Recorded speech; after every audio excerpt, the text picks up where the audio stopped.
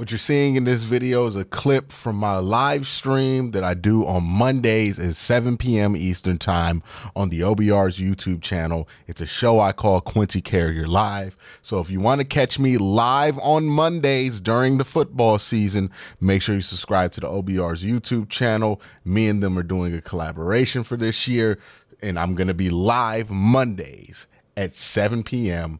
on the OBR. I got to ask this question in the chat, and y'all can please give me an answer. I want to look at them at the end of the show. Is the Donovan Mitchell trade the best Cleveland sports trade of all time? That's a tough question to answer, but it certainly is up there with one of the more successful ones, right? When the Cavs traded for Donovan Mitchell, he was a 44.7% shooter. He was a 36% three-point shooter on 8 attempts. He averaged about 24 points a game, 3 turnovers.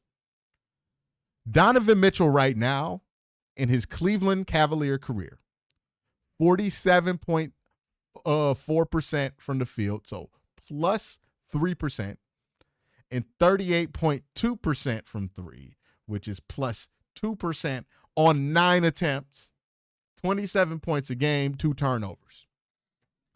The Cavs not only traded for a superstar in Donovan Mitchell, which is what he was advertised to be, they traded for a superstar and he over-delivered. He is better than what they expected to get out of Donovan Mitchell. And Donovan Mitchell, since he's been traded to the Cleveland Cavaliers, has played the best basketball of his career.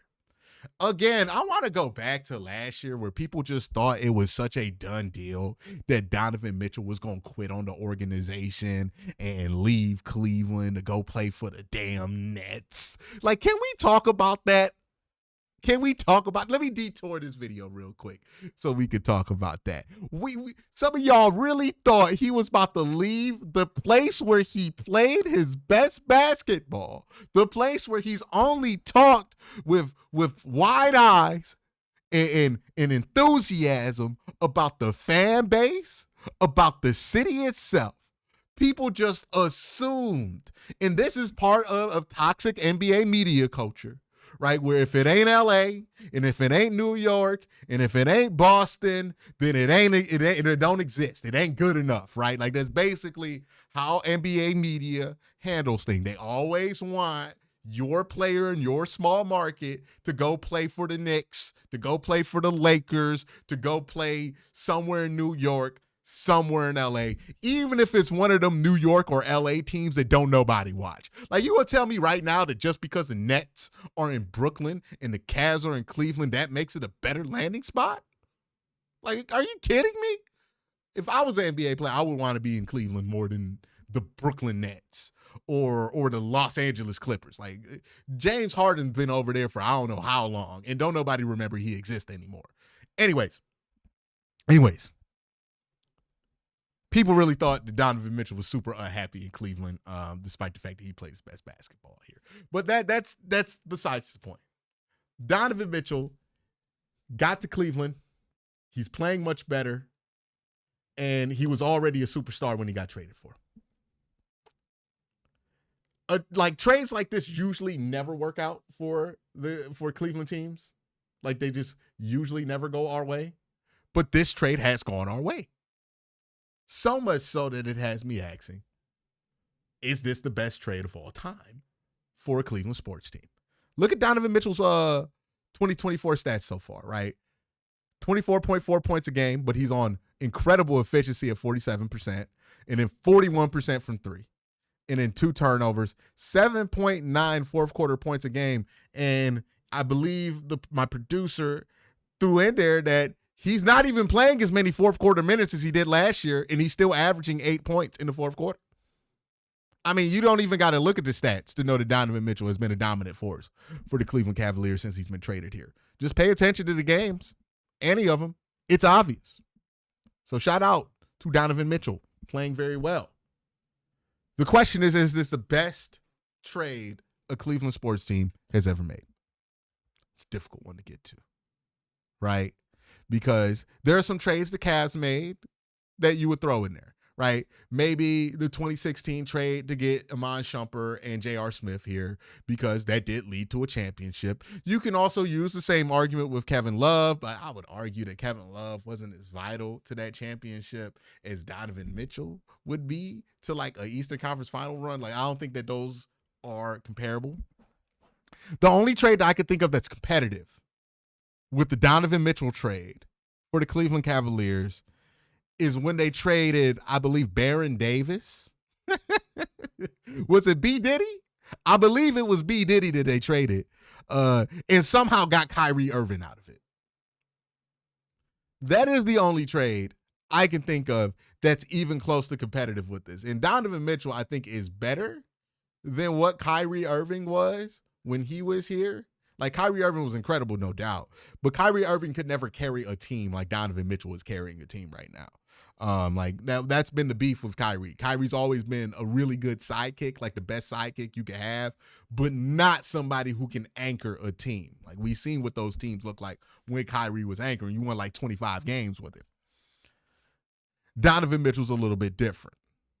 But Kyrie was a crucial piece to winning this franchise's only championship. That's the only trade I could think of in basketball that comes close. Football-wise, there's no trade that comes close. It's honestly ironic because the Watson trade happened around the same time.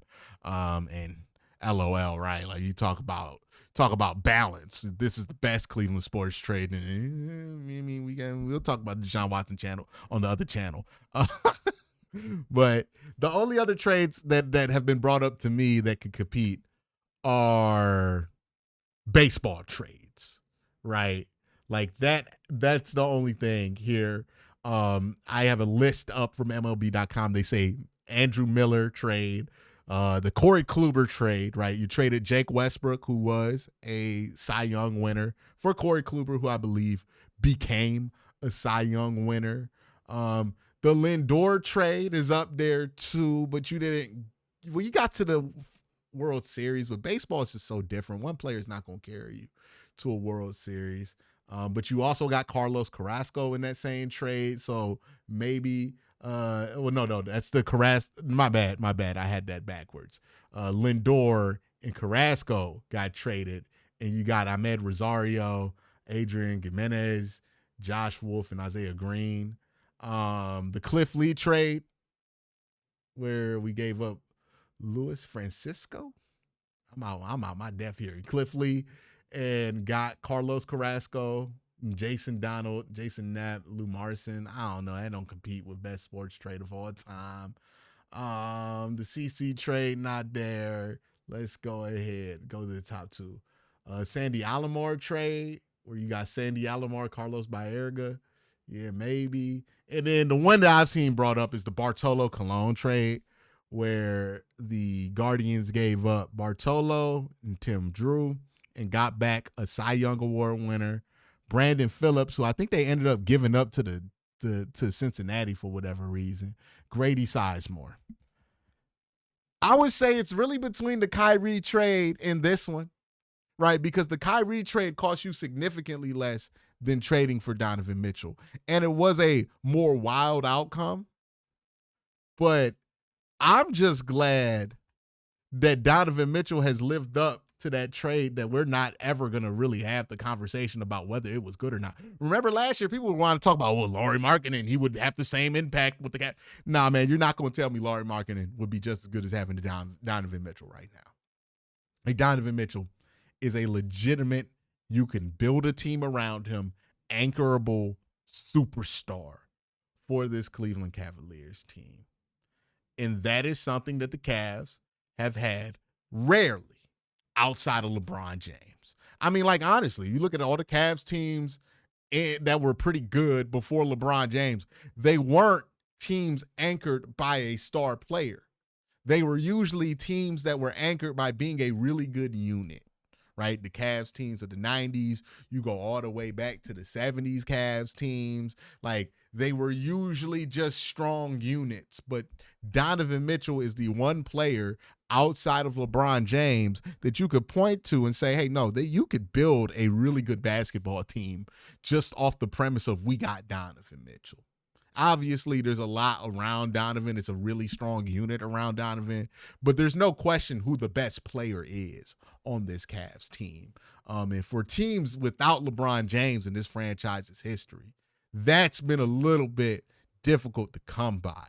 And that's what I think makes the difference in this Donovan Mitchell trade. It makes this Donovan Mitchell trade a contender for being one of the best trades of all time in Cleveland sports history, is because you got an anchorable all-star. Well, not an all-star, superstar, which just so rarely ever happens at the age that Donovan Mitchell got traded for, too, right? Like, Donovan Mitchell still is pretty young. Usually when you get a dude like that, it's like KD at the end of his career or something like that. But it's a question worth asking. Would love to hear your answers.